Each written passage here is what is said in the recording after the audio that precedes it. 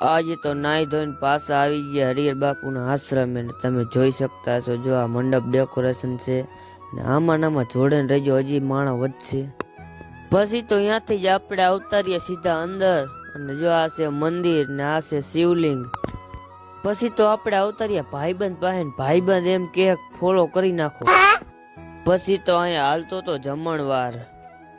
પછી તો આ બાજુ આવીને જોયું તા તો અહીંયા બનતો તો ગરમ ગરમ રગડી ચા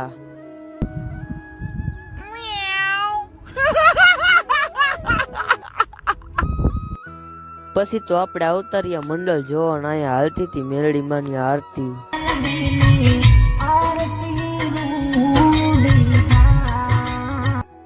પછી તો થઈ ગઈ નુરિયા મસાણીની એન્ટ્રી